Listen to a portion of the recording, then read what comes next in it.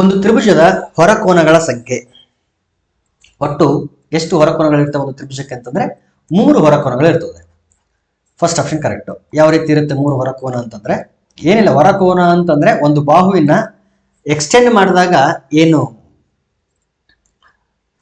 ಕೋನಗಳು ಉಂಟಾಗ್ತಲ್ಲ ಅದನ್ನೇ ಹೊರಕೋನ ಅಂತ ಕರಿತೀವಿ. ಇದೊಂದು ಬಾಹು ಇದೆ ಅಂತಂದ್ರೆ ಇಲ್ಲಿಂದ ಒಂದು ಲೈನ್ ಎಕ್ಸ್ಟೆಂಡ್ ಮಾಡಿದ್ವಿ ಅಂತ ಹೇಳ್ಕೊಳ್ರಿ, ಇಲ್ಲೇನು ಉಂಟಾಯ್ತಲ್ಲ ಇದೇ ಹೊರಕೋನ. ಯಾವ್ದಾದ್ರು ಒಂದು ಬಾಹು ತಗೊಳ್ರಿ, ಈ ಬಾಹುನ ಹಿಂಗೆ ಎಕ್ಸ್ಟೆಂಡ್ ಮಾಡಿದ್ರೆ ಇಲ್ಲಿ ಕೋನ ಏನು ಉಂಟಾಯ್ತಲ್ಲ ಇದೇ ಹೊರಕೋನ. ಅದೇ ರೀತಿ ಇಲ್ಲಿ ಈ ರೀತಿ ತಗೊಂಡ್ರೆ ಇಲ್ಲಿ ಉಂಟಾಯ್ತಲ್ಲ ಇದು ಹೊರಕೋನ. ಹಾಗಾಗಿ ಒಟ್ಟು ಎಷ್ಟು ಹೊರಕೋನಗಳು ಇರ್ತವೆ ಅಂತಂದ್ರೆ 3 ಹೊರಕೋನಗಳು ಇರ್ತವೆ. ನೆಕ್ಸ್ಟ್ ಒನ್, ಆಯತ ಒಂದಕ್ಕೆ ಒಂದು ಕರ್ಣವನ್ನು ಎಳೆದಾಗ ಎಷ್ಟು ಕೋನಗಳನ್ನು ಗುರುತಿಸಬಹುದು? ನೋಡೋಣ, ಒಂದು ಆಯತ ತಗೊಂಡು ಎಳೆದು ನೋಡೋಣ. ಇದು ಆಯತ, ಇದಕ್ಕೊಂದು ಕರ್ಣ ಎಳಿಬೇಕು. ಓಕೆ, ಈ ರೀತಿ ಒಂದು ಕರ್ಣ ಎಳೆದಿವೆ ಅಂತ ಅನ್ಕೊಳ್ಳೋಣ. ಈಗ ಎಷ್ಟು ಕೋನಗಳನ್ನು ನಾವು ಗುರುತಿಸಬಹುದು ಅಂತಂದ್ರೆ 1 2 3 4 5 6. ಸೊ ಒಟ್ಟು 6 ಕೋನಗಳನ್ನು ನಾವು ಗುರುತಿಸಬಹುದು. So third option correct. 2 ಅಥವಾ 2ಕ್ಕಿಂತ ಹೆಚ್ಚು ತ್ರಿಭುಜಗಳ ಪಾದಗಳು ಒಂದೇ ಸರಳ ರೇಖೆಯ ಮೇಲೆ ಇದ್ದು ಅವೆಲ್ಲವೂ ಒಂದೇ ಶೃಂಗವನ್ನು ಹೊಂದಿದ್ದರೆ ಆಗ ಆ ತ್ರಿಭುಜಗಳು ಒಂದೇ ಪಾದವನ್ನು ಹೊಂದಿರುತ್ತವೆ, ಒಂದೇ ವಿಸ್ತೀರ್ಣವನ್ನು ಹೊಂದಿರುತ್ತವೆ, ಒಂದೇ ಎತ್ತರವನ್ನು ಹೊಂದಿರುತ್ತವೆ, ಒಂದೇ ಮಧ್ಯ ರೇಖೆಯನ್ನು ಹೊಂದಿರುತ್ತವೆ ಅಂತ ಹೇಳ್ತೇವೆ. ನೋಡಿ, ಇಲ್ಲಿ ಕಂಡೀಷನ್ ಏನಿದೆ ಅಂತ ನೋಡಿ. ಇಲ್ಲಿ ಒಂದು ಪಾದ ಇದೆ, ಆಮೇಲೆ ಮೇಲ್ಗಡೆ ಒಂದು ಶೃಂಗ, ಇದು ಶೃಂಗ. ಎಲ್ಲಾ ತ್ರಿಭುಜಗಳು, ನಾನು ಬೇರೆ ಬೇರೆ ಕಲರ್ನ ತ್ರಿಭುಜಗಳನ್ನು ತಗೊಳ್ಳೋಣ, ಯಾಕಂದ್ರೆ ತ್ರಿಭುಜ ಯಾವುದು ಅಂತ ಗೊತ್ತಾಗಬೇಕಲ್ಲ ನಮ್ಗೆ.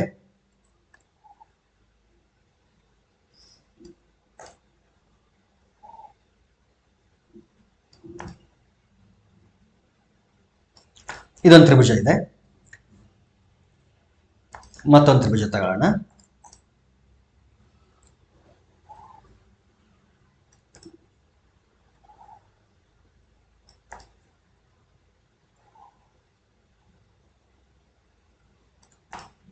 ಇದೊಂದು ತ್ರಿಭುಜ ಇದೆ. ಎಕ್ಸಾಂಪಲ್ 2 ತ್ರಿಭುಜ ತಗೊಳ್ಳೋಣ, ಬೇಕು ಅಂದ್ರೆ ಆಮೇಲೆ ಮತ್ತೊಮ್ಮೆ ಎಕ್ಸ್ಪ್ಲೇನ್ ಮಾಡೋಣ.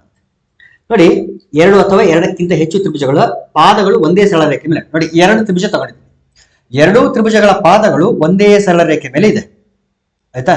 ಮತ್ತು ಅವೆಲ್ಲವೂ ಒಂದೇ ಶೃಂಗವನ್ನು ಹೊಂದಿವೆ. ನೋಡಿ, 2ಕ್ಕೂ ಕೂಡ ಶೃಂಗ ಸೇಮ್ ಶೃಂಗ ಇರೋದು. ಆಗ ಆ ತ್ರಿಭುಜಗಳು ಒಂದೇ ಪಾದವನ್ನು ಹೊಂದಿರುತ್ತವೆ? ಇಲ್ಲ, ಯಾಕಂದ್ರೆ ಇಲ್ಲೇನು ಆರೆಂಜ್ ಕಲರ್ ಅಲ್ಲಿ ಒಂದು ತ್ರಿಭುಜ ಕಾಣ್ತಿದೆಯಲ್ಲ ಅದರ ಪಾದ ಇಲ್ಲಿಂದ ಇಲ್ಲಿವರೆಗೆ ಮಾತ್ರ ಇರೋದು.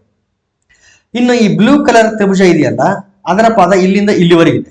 ಸೊ ಒಂದೇ ಪಾದವನ್ನು ಹೊಂದಿರುತ್ತವೆ ಅಂತ ಅನ್ನೋದು ರಾಂಗ್. ಸೊ ಇದು ರಾಂಗ್. ಸೆಕೆಂಡ್ ಒನ್ ಹೇಳ್ತದೆ ಒಂದೇ ವಿಸ್ತೀರ್ಣವನ್ನು ಹೊಂದಿರುತ್ತವೆ. ಇದೇ ಚಿತ್ರ ನೋಡಿ, ಆರೆಂಜ್ ಕಲರ್ ಟ್ರಯಾಂಗಲ್ ಏರಿಯಾ ವಿಸ್ತೀರ್ಣ ಕಡಿಮೆ ಇರ್ತದೆ, ಬ್ಲೂ ಕಲರ್ ವಿಸ್ತೀರ್ಣ ಜಾಸ್ತಿ ಇರ್ತದೆ. ಹಾಗಾಗಿ ಒಂದೇ ವಿಸ್ತೀರ್ಣವನ್ನು ಹೊಂದಿರುತ್ತವೆ ಅನ್ನೋದು ಕೂಡ ರಾಂಗ್. ಒಂದೇ ಎತ್ತರವನ್ನು ಹೊಂದಿರುತ್ತವೆ, ಎಸ್, ಇದು ಕರೆಕ್ಟ್. ನೋಡಿ, ಎಷ್ಟಾದ್ರೂ ತ್ರಿಭುಜಗಳು ಹೇಳಿರಿ, ಎತ್ತರ ಅಂತಂದ್ರೆ ನಿಮ್ಗೆ ಗೊತ್ತಿರಬೇಕು ಪಾದ ಮತ್ತು ಶೃಂಗ. ಈ ರೀತಿ ಒಂದು ತ್ರಿಭುಜ ಇದೆ ಅಂತಂದ್ರೆ ಒಂದು ಪರ್ಪೆಂಡಿಕ್ಯುಲರ್ ಲೈನ್ ಡ್ರಾ ಮಾಡ್ಬೇಕು ನಾವು. ಯಾವ್ದು ಪರ್ಪೆಂಡಿಕ್ಯುಲರ್ ಲೈನ್ ಡ್ರಾ ಮಾಡ್ಬೇಕಂದ್ರೆ ಯಾವ್ದನ್ನ ನಾವು ಪಾದ ಅಂತ ಕನ್ಸಿಡರ್ ಮಾಡಿರ್ತೀವಿ ಅದಕ್ಕೆ ಪರ್ಪೆಂಡಿಕ್ಯುಲರ್ ಲೈನ್ ಡ್ರಾ ಮಾಡಬೇಕು. ಮತ್ತು ಆ ಪರ್ಪೆಂಡಿಕ್ಯುಲರ್ ಲೈನು ಎಲ್ಲಿಗೆ ಟಚ್ ಆಗ್ಬೇಕು ಅಂತಂದ್ರೆ ಶೃಂಗಕ್ಕೆ ಟಚ್ ಆಗ್ತಿರ್ಬೇಕು. ಈಗ ಈ ರೀತಿ ಡ್ರಾ ಮಾಡಿದ್ರೆ ಇದು ಎತ್ತರ ಅಲ್ಲ, ಇನ್ನು ಸ್ವಲ್ಪ ಸೈಡಿಗೆ ಸರಸ್ರಿ, ಇದು ಕೂಡ ಎತ್ತರ ಅಲ್ಲ, ಇನ್ನು ಸ್ವಲ್ಪ ಸೈಡಿಗೆ ಸರಸ್ರಿ, ಇದು ಕೂಡ ಎತ್ತರ ಅಲ್ಲ. ಯಾವಾಗ ಈ ಪರ್ಪೆಂಡಿಕ್ಯುಲರ್ ಲೈನ್ ಈ ಶೃಂಗದಿಂದ ಪಾಸ್ ಆಗಿ ಹೋಗುತ್ತೋ ನೋಡಿ, 2 ಕಂಡೀಷನ್ಸ್ ಇರಬೇಕು. ಪಾದಕ್ಕೆ 90 ಡಿಗ್ರಿ ಇರಬೇಕು ಮತ್ತದು ಶೃಂಗದ ಮೂಲಕ ಪಾಸ್ ಆಗಬೇಕು.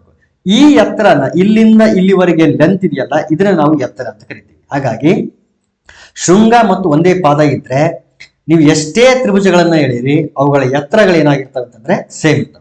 So option 3 correct. ಒಂದೇ ಎತ್ತರವನ್ನು ಹೊಂದಿರುತ್ತವೆ, ಒಂದೇ ಮಧ್ಯರೇಖೆಯನ್ನು ಹೊಂದಿರುತ್ತವೆ, ಇದು ಕೂಡ ರಾಂಗ್ ಆಪ್ಷನ್. ವೃತ್ತದಲ್ಲಿನ ಒಂದು ಕಂಸ ಮತ್ತು ಜಾದಿಂದ ಉಂಟಾಗುವ ಆಕೃತಿ. ಅಂದ್ರೆ ಕಂಸ ಅಂತಂದ್ರೆ ಆರ್ಕ್, ಜಾ ಅಂತಂದ್ರೆ ಕಾರ್ಡ್ ಅಥವಾ ಕೆಲವರು ಚಾರ್ಡ್ ಅಂತ ಕರೀತಾರೆ. ಅವ್ರು ಹೇಳ್ತಿರೋದು ಈ ರೀತಿ ಒಂದು ಆಕೃತಿ. ಈ ರೀತಿ ಒಂದು ಸರ್ಕಲ್ ಇದೆ, ಒಂದು ಕಂಸ ಮತ್ತು ಒಂದು ಜಾ. ಇದು ಜಾ. ಇನ್ನು ಕಂಸ ಅಂತಂದ್ರೆ ಇಲ್ಲೇನು ಆರ್ಕ್ ಇದೆಯಲ್ಲ ಇಲ್ಲಿಂದ ಇಲ್ಲಿವರೆಗೆ ಇದು. ಈ ರೀತಿ ಇಷ್ಟು ಮಾತ್ರ ಏನು ಉಂಟಾಗಿದೆಯಲ್ಲ ಇದನ್ನ ನಾವು ಏನಂತ ಕರಿತೀವಿ ಅಂತ. ಇದನ್ನ ಏನಂತ ಕರಿತೀವಿ ಅಂತಂದ್ರೆ ಪರಿಧಿ ಅಂತ ಕರಿಯಲ್ಲ. ಪರಿಧಿ ಅಂತಂದ್ರೆ ಫುಲ್, ಇಲ್ಲಿಂದ ಇಲ್ಲಿವರೆಗೆ. ಅರ್ಧ ವೃತ್ತ ಕೂಡ ಅಲ್ಲ. ತ್ರಿಜ್ಯಾಂತರ ಖಂಡ ಅಂತಂದ್ರೆ ತ್ರಿಜ್ಯಗಳ ನಡುವೆ ಉಂಟಾಗಿರ್ತಕ್ಕಂಥದ್ದು. ಈ ರೀತಿ ಇದ್ದು ಇದೊಂದು ತ್ರಿಜ್ಯ, ಇಲ್ಲೊಂದು ತ್ರಿಜ್ಯ, ಈ ರೀತಿ ಹೋದ್ರೆ ಇಲ್ಲೇ ನಡುವೆ ಏರಿಯಾ ಸಿಗುತ್ತಲ್ಲ, ಇದನ್ನ ನಾವೆಂತ ಕರಿತೀವಿ ಅಂತಂದ್ರೆ ತ್ರಿಜ್ಯಾಂತರ ಖಂಡ ಅಂತ ಕರಿತೀವಿ. ಸೊ ಇದು ಕೂಡ ಅಲ್ಲ. ಇಲ್ಲಿ ಇರೋದು ಈ ರೀತಿ ಕಂಡೀಷನ್, ಹಾಗಾಗಿ ಇದನ್ನ ಅಂತ ಕರಿತೀವಿ ವೃತ್ತಖಂಡ ಅಂತ ಕರಿತೀವಿ. So second option correct. ಎರಡು ತ್ರಿಭುಜಗಳು ಸರ್ವಸಮವಾಗಿಲ್ಲದ ಸಂದರ್ಭವೆಂದರೆ ಯಾವಾಗ ಸರ್ವಸಮ ಆಗಿರಲ್ಲ ಅಂತ. ಮೂರು ಜೊತೆ ಬಾಹುಗಳು ಸಮವಾಗಿದ್ದಾಗ, ಮೂರು ಜೊತೆ ಬಾಹುಗಳು ಸಮವಾಗಿದ್ದಾಗ ಅವು ಸರ್ವಸಮ ಆಗಿರ್ತವೆ. ಸರ್ವಸಮ ಅಂದ್ರೆ ಕಾಂಗ್ರಿಯೆಂಟ್. ಅದನ್ನ ಏನಂತ ಕರಿತೀವಿ ಅಂತಂದ್ರೆ SSS ಕಾಂಗ್ರಿಯೆಂಟ್ ಅಂತ ಕರಿತೀವಿ. SSS ಕಾಂಗ್ರಿಯೆಂಟ್ rule. ಇದು ಟ್ರೂ ಸ್ಟೇಟ್ಮೆಂಟ್.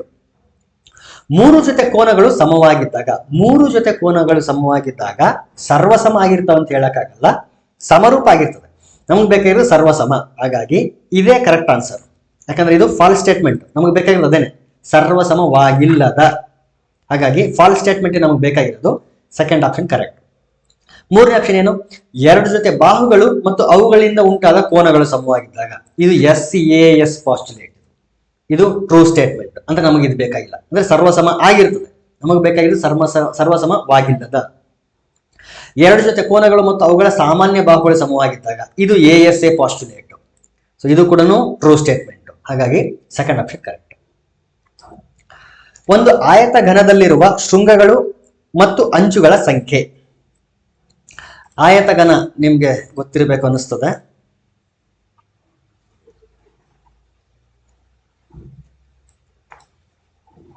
ಈ ರೀತಿ ಇರ್ತದೆ ಆಯತ ಘನ.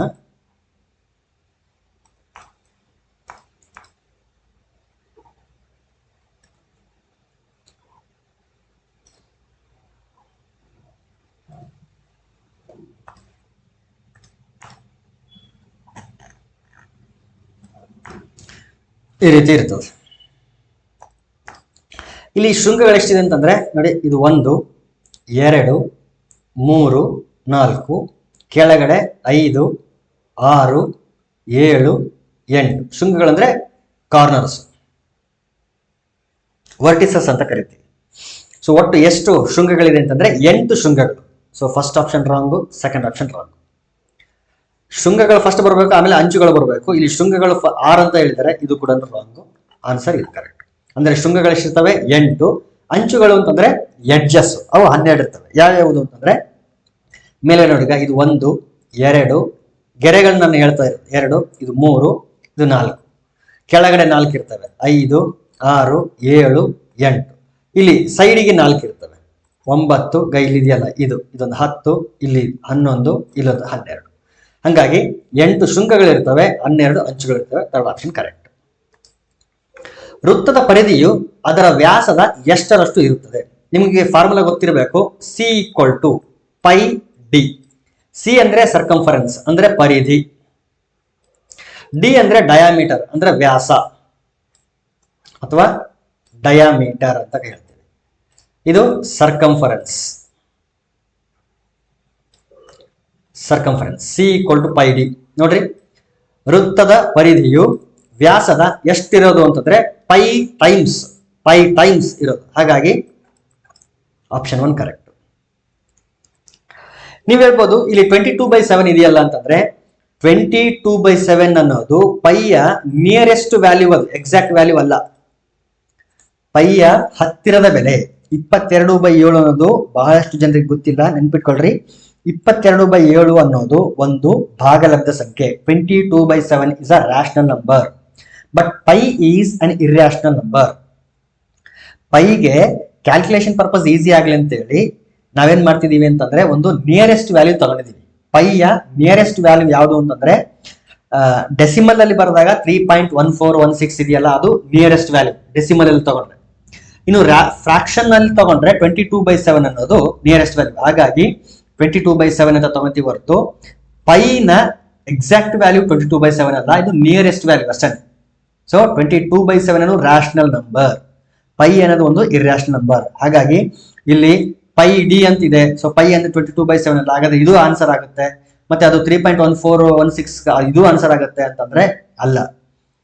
ಪೈನೇ ಬೇರೆ, 22/7 ಬೇರೆ, 3.1416 ಇವೇ ಬೇರೆ, ನಿಮ್ಗೆ ಗೊತ್ತಿರಲಿ. Okay right. ಕೆಳಗಿನ ಆಕೃತಿಯಿಂದ ಉಂಟಾಗುವ ಘನವು ಎಷ್ಟು ಮುಖಗಳನ್ನು ಹೊಂದಿರುತ್ತದೆ?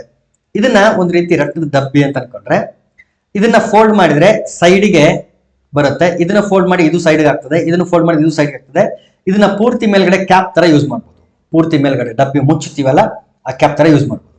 ಅಂದ್ರೆ ಇಲ್ಲಿ ಎಷ್ಟು ಮುಖಗಳು ಬರ್ತವೆ ಅಂತಂದ್ರೆ, ಇದು ಬೇಸು, ಪೂರ್ತಿ ಕೆಳಗಡೆ ತಳ ಇರುತ್ತಲ್ಲ, ಇದು ಒಂದು, ಇದು ಮೇಲ್ಗಡೆ ಮುಚ್ಚಿರೋದು ಎರಡು, ಇನ್ನು ಸೈಡ್ಗೆ 3 ಬರ್ತವೆ, ಇದೊಂದು ಇದೊಂದು ಇದೊಂದು. ಸೊ 1 2 3 4 5. ಎಷ್ಟು ಮುಖಗಳು ಅಂತಂದ್ರೆ 5 ಮುಖಗಳು. Option 3 correct.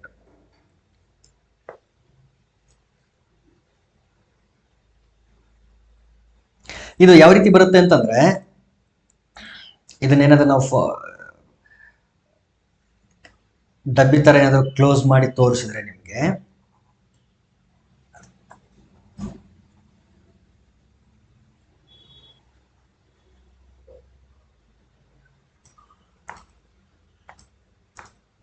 ಇದು ಮೇಲ್ಗಡೆ ಮುಚ್ಚೋದಿದು,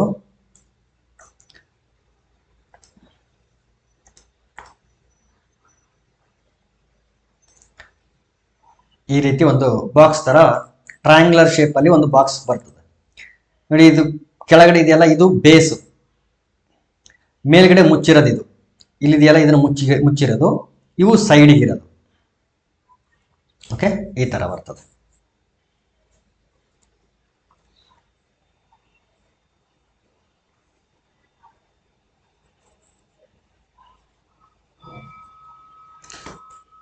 ನೆಕ್ಸ್ಟ್ ಕ್ವಶನ್. ಸಾಮಾನ್ಯವಾಗಿ ಪುಸ್ತಕ ಒಂದು ಘನಾಕೃತಿಯಾಗಿದೆ, ಆ ಘನಾಕೃತಿಯ ಹೆಸರು? ಬುಕ್ ಯೂಶಲಿ ಯಾವ ಶೇಪಲ್ಲಿ ಇರ್ತದೆ ಅಂದ್ರೆ ಆಯತಘನದ ಶೇಪಲ್ಲಿ ಇರ್ತದೆ. So 4th option correct. ಸಮಾಂತರ ಚತುರ್ಭುಜ ಮತ್ತು ಆಯತ ಇವೇನು ಅಂತಂದ್ರೆ ಇವು ಪ್ಲೇನ್ ಫಿಗರ್ಸ್, 2 ಡೈಮೆನ್ಷನಲ್ ಫಿಗರ್ಸ್. ಘನ ಅಂತಂದ್ರೆ ಬುಕ್ಸ್ ಯೂಶಲಿ ಘನ ಶೇಪಲ್ಲಿ ಇರಲ್ಲ, ಕ್ಯೂಬ್ ಅಂತ ಹೇಳ್ತೀವಲ್ಲ ಇರಲ್ಲ, ಕ್ಯೂಬಾಯ್ಡ್ ಶೇಪಲ್ಲಿ ಇರ್ತವೆ. Okay, 4th option correct. ಒಂದು ಘನದ ಬಾಹುಗಳ ಸಂಖ್ಯೆಯನ್ನು ಅದರ ಶೃಂಗಗಳು ಮತ್ತು ಅಂಚುಗಳ ಸಂಖ್ಯೆಯ ಮೊತ್ತದಿಂದ ಕಳೆದಾಗ ದೊರೆಯುವ ಸಂಖ್ಯೆ. ಒಂದು ಘನ, ಘನ ಅಂದ್ರೆ ಚೌಕಘನ ಅಂತಾನೆ ಅರ್ಥ. ಯೂಶಲಿ ರೆಫರೆನ್ಸ್ ಒಂದು ಚೌಕಘನ ಡ್ರಾ ಮಾಡ್ಕೊಳ್ಳೋಣ.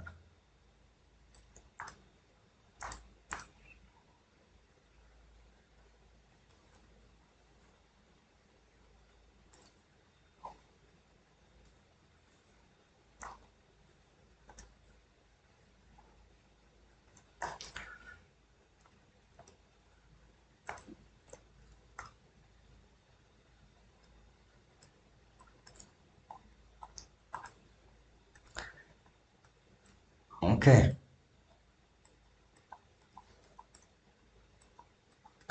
ರೈಟ್. ಇದು ಒಂದು ಚೌಕಘನ. ಇದರಲ್ಲಿ ಬಾಹುಗಳ ಸಂಖ್ಯೆ ಎಷ್ಟಿದೆ? ಬಾಹುಗಳ ಸಂಖ್ಯೆ ಅಂದ್ರೆ ಬಾಹುಗಳು ಅಂತ ಅನ್ನೋದಕ್ಕಿಂತಲೂ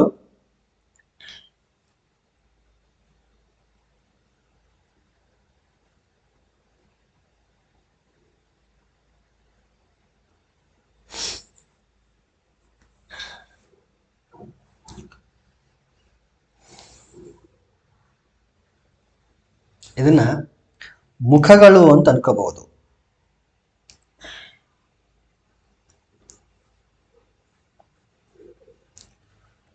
ಬಾಹು ಅಂತಂದ್ರೆ ಆಕ್ಚುಲಿ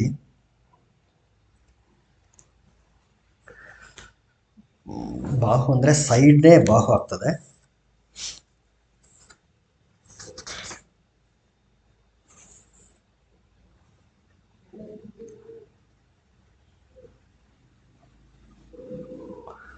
ಬಾಹು ಅಂತಂದ್ರೆ ಅಂಚುಗಳನ್ನೇ ಇಲ್ಲಿ ಬಾಹುಗಳು ಅಂತ ಟ್ರೀಟ್ ಮಾಡಬೇಕಾಗತ್ತೆ ನಾವು. ಈ ಅಂಚುಗಳಿದಾವಲ್ಲ ಇವುಗಳನ್ನೇ ಬಾಹುಗಳು ಅಂತ ಟ್ರೀಟ್ ಮಾಡ್ಬೇಕು ನಾವು. ಸೊ ಒಟ್ಟು ಎಷ್ಟು ಬಾಹುಗಳಾಗ್ತವೆ ಅಂತಂದ್ರೆ ಮೇಲ್ಗಡೆ 4, ಕೆಳಗಡೆ 4, ಸೈಡಿಗೆ 4. ಸೊ 4 ಮೂಲ 12. ಸೊ 12 ಬಾಹುಗಳಿದೆ. ಆಯ್ತಾ? ಓಕೆ. ಇನ್ನು ಶೃಂಗಗಳು ಅಂತಂದ್ರೆ ಈ ಕಾರ್ನರ್ಸು 1 2 3 4 ಕೆಳಗಡೆ 4 ಒಟ್ಟು 8 ಶೃಂಗಗಳು 8. ಅಂಚುಗಳು ಅಷ್ಟೇನೆ, ಅಂಚುಗಳು 12 ಇರ್ತವೆ. ಯಾಕಂದ್ರೆ ಮೇಲ್ಗಡೆ 4 ಕೆಳಗಡೆ 4, ಈ 4 ಎತ್ತರ ಬಿಹೇವ್ ಮಾಡಂತವು 4 12 ಇರ್ತವೆ. ಇಲ್ಲಿ ಹೇಳ್ತಿರೋದೇನೆಂದ್ರೆ ಬಾಹುಗಳ ಸಂಖ್ಯೆಯನ್ನು ಅದರ ಶೃಂಗಗಳು ಮತ್ತು ಅಂಚುಗಳ ಸಂಖ್ಯೆ ಮೊತ್ತದಿಂದ, ಶೃಂಗ ಮತ್ತು ಅಂಚುಗಳ ಸಂಖ್ಯೆ ಮೊತ್ತದಿಂದ 12 + 8 ಎಷ್ಟು 20.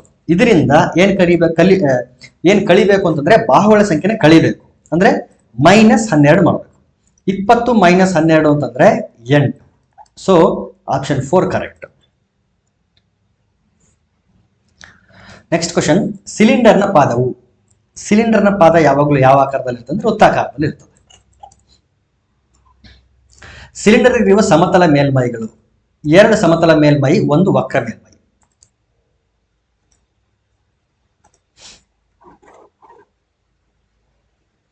ಈ ರೀತಿ ಇರುತ್ತೆ ಸಿಲಿಂಡರ್.